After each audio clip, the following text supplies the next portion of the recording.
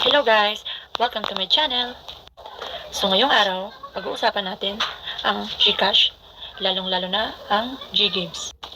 Na-encounter nyo rin ba na habang ginagamit nyo ang inyong GGives sa pag-payment, like for example sa grocery, and then nung magpe-payment na kayo, i-scan na yung QR code ng POS sa cashier, and then pag-scan, nag-error yung GCash. Tapos hindi, ang sabi ng cashier is wala pang pumapasok na payment. And then ang ginawa nyo, nag-generate ulit ng panibagong QR.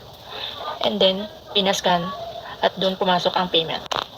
Pero pag check mo sa iyong GCash, napansin mo yung GGives mo, yung naunang in-scan ng cashier is na-process sa iyong GGives.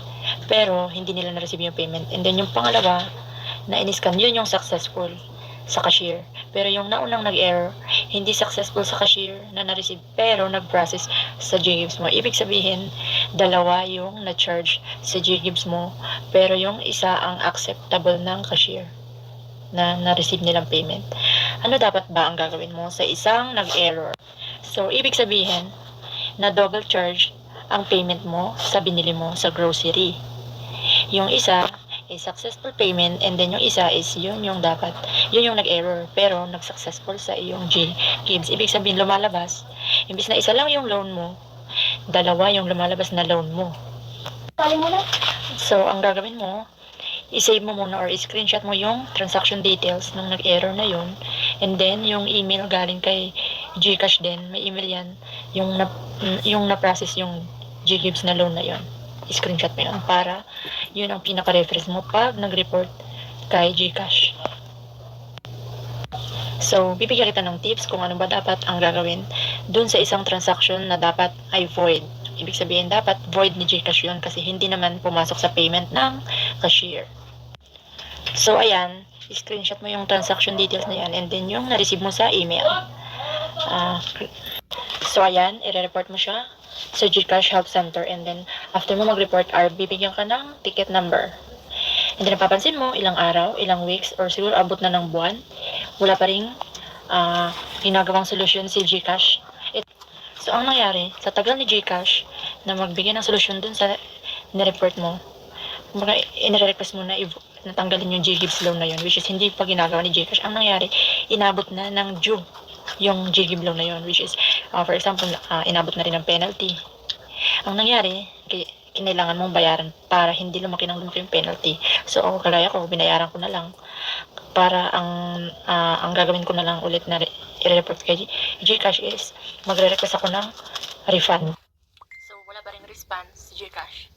Kaya ang gagawin natin, i-report natin siya kay BSP para mag-reply siya sa report natin. So, ayan, i-report natin si GCash kay BSP. Sagutin nyo lang, replyan nyo lang si BSP, and then, yan, bigyan nyo yung details nyo. Tapos, pag yung sa pinaka-last part, yun yung ikikwento nyo na kung ano yung reklamo nyo kay GCash. Ayan, kung makikita nyo. Yan. Kwento nyo, tapos yung bigyan nyo rin yung ticket number nyo sa GCash nung nag-report kayo. And then yung mga attachment nyo. Ayan. So, ayan. Pagtapos mong ireklamo si GCash kay BSP, kumbaga ikwento mo yung bagal na proseso ng pag-solve ni GCash sa issue mo. Sa issue ng GCash mo. Ayan, mag-i-email sa si BSP after ng ilang araw. And then, antayin mo lang, after ng ilang days, may response na si GCash sa'yo. Kumbaga, papansinin na nila kasi kinulit sila ni BSP. So, after mong ireklamo si GCash kay BSP, ayan, ilang days, may biglang tatawag sa'yo na call center ng GCash. Sasabihin sa'yo na pinaprocess nila yung iyong reklamo, and then under investigation, ganyan-ganyan. Tapos, after ng ilang weeks, may mag-i-email sa'yo na yung nangyaring error nung transaction na yun, kumbaga i-refund mo siya through sa merchant. Doon nila ipapasok yung refund, doon mo kukunin. And then yung GGives na yun na napilitan kang bayaran, ibabalik nila sa GCash mo.